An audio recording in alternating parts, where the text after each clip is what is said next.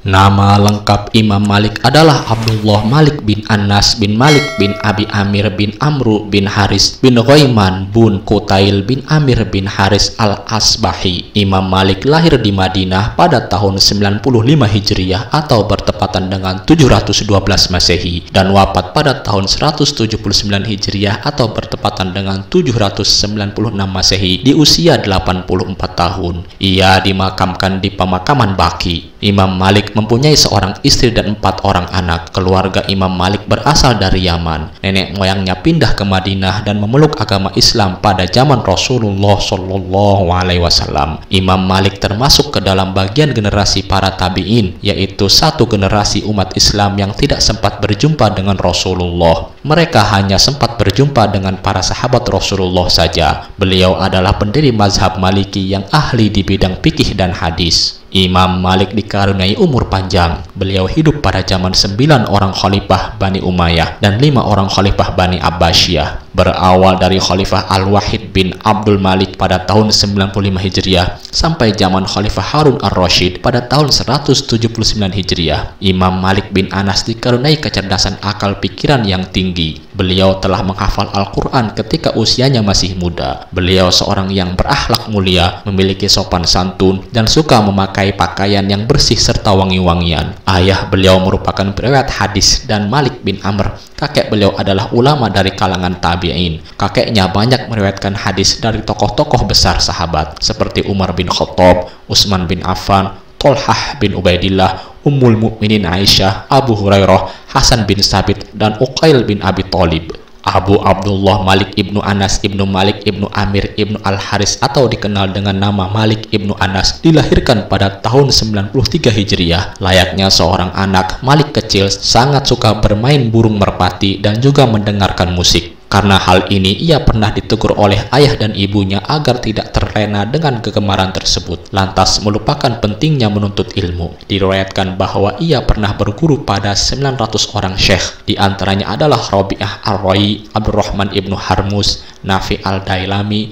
Ibnu Syihab al-Zuhri, dan Ja'far as-Shadiq. Imam Malik memiliki keutamaan sebagai seorang yang sangat perhatian terhadap penampilan, namun tetap rendah hati dan tidak menyombongkan ilmunya. Keutamaan lain yang juga dimilikinya adalah kekuatan firasat sehingga dapat mengetahui apa yang tersirat dalam jiwa seseorang. Seperti di saat Imam Malik bertemu dengan seorang pemuda seraya menanyakan namanya, pemuda itu pun menjawab Muhammad. Malik kemudian berkata, "Wahai Muhammad, bertakwalah kepada Allah, jauhi maksiat, kelak kau akan menjadi orang besar." Pemuda inilah yang kemudian kita kenal dengan Imam Syafi'i. Dalam usia belia, Imam Malik sudah mengajar dan menyampaikan fatwa di Masjid Nabawi. Ada hal yang menarik ketika ia menyampaikan fatwa dan hadis. Jika seseorang bertanya perihal fatwa, Imam Malik segera datang untuk memberikan fatwa. Namun jika mereka meminta hadis, Imam Malik akan mempersilahkan orang tersebut untuk duduk. Kemudian ia masuk untuk mandi, lalu memakai pakaiannya yang terbaik dan mengenakan minyak wangi. Imam Malik akan menemui mereka dengan keadaan khusyuk dan rapi. Kemudian menyalakan setangkai bukhur, membakarnya sampai ia selesai menyampaikan hadis. Imam Malik melewati hidupnya pada masa 13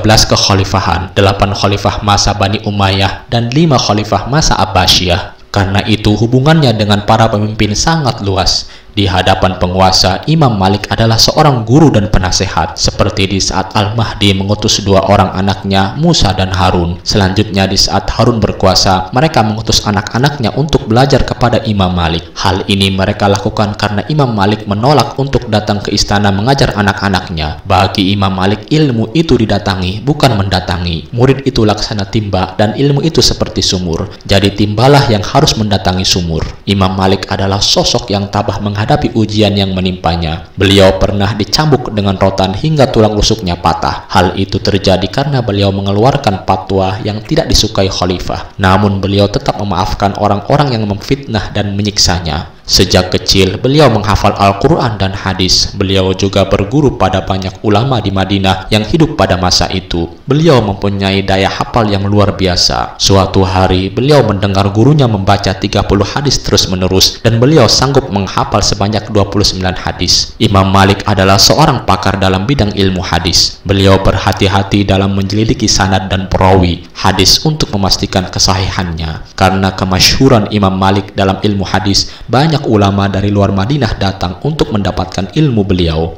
Dalam masa hidupnya yang panjang, Imam Malik berhasil menyusun kitab Al-Muwatta, kitab yang disusun selama 40 tahun. Beliau melakukan tersebut atas dasar cinta dan perjuangannya terhadap kebenaran. Kitab Al-Muwatta tersebut menjelaskan mengapa beliau dijuluki sebagai pecinta keberanian. Selain Al-Quran dan hadis, Imam Malik juga menjadikan amalan ahli Madinah sebagai dasar hukum. Amalan dan fatwa Khalifah Umar bin Khattab dan Khalifah Umar bin Abdul Aziz menjadi rujukan utamanya. Beliau menolak hadis yang berlawanan dengan pendapat para ulama Madinah. Pada awalnya, mazhab Imam Malik berkembang di Madinah, tetapi ketika banyak muridnya datang dari Mesir, Irak, Maroko, Tunisia, Aljazair, Andalusia, dan sebagainya, mazhab ini kemudian dikembangkan oleh murid-murid beliau ketika mereka pulang ke negara masing-masing. Mazhab Imam Maliki menjadi tersendat pada saat Imam Syafi'i pindah ke Mesir pada tahun 198 Hijriah, hingga akhirnya digantikan dengan mazhab Syafi'i. Begitu baiknya hubungan antara Malik dengan penguasa, maka tidak jarang para khalifah memberi hadiah kepada Imam Malik, dan ia pun tidak keberatan untuk menerimanya.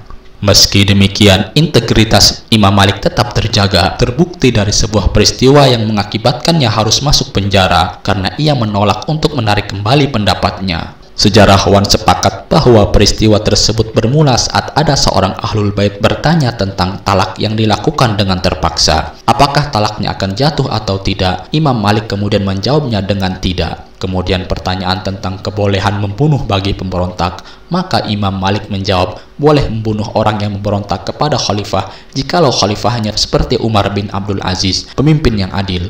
Kemudian yang lain juga bertanya, bagaimana jika khalifahnya tidak seperti Umar? Maka Imam Malik kembali menjawab dengan, biarkan saja mereka, Allah akan membalas orang zalim dengan orang yang zalim lagi, kemudian Allah akan menghancurkan keduanya. Integritas Imam Malik kembali diuji saat memberikan fatwa kafarat sumpah atas diri Khalifah Harun. Fatwa ini bermula dari sumpah yang tidak dilaksanakan oleh Khalifah, dan hukumannya didasarkan pada Quran Surat 5 ayat 89. Kemudian Khalifah meminta pendapat para ulama untuk memutuskan kafarat apa yang mesti dilakukannya. Para ulama sepakat bahwa Khalifah harus memerdekakan budak sesuai dengan urutan yang dituliskan dalam ayat. Sementara Imam Malik berbeda pendapat bahwa khalifah harus berpuasa selama 3 hari. Demi mendengar ini, khalifah dan ulama lainnya terkejut dan meminta Imam Malik untuk mengemukakan argumentasinya. Imam Malik pun menjawab dengan tegas bahwa harta yang ada di tangan khalifah bukanlah miliknya melainkan milik umat. Karena itu khalifah dilarang untuk menafkahkannya untuk kepentingan pribadi. Kemudian sekiranya khalifah diminta untuk memerdekakan budak, maka tentu itu bukan perkara yang sulit baginya, sehingga maksud dari kafarat itu sebagai hukuman tidak akan dirasakan oleh seorang penguasa. Itulah tadi sejarah singkat mengenai Imam Maliki. Semoga bermanfaat. Assalamualaikum warahmatullahi wabarakatuh.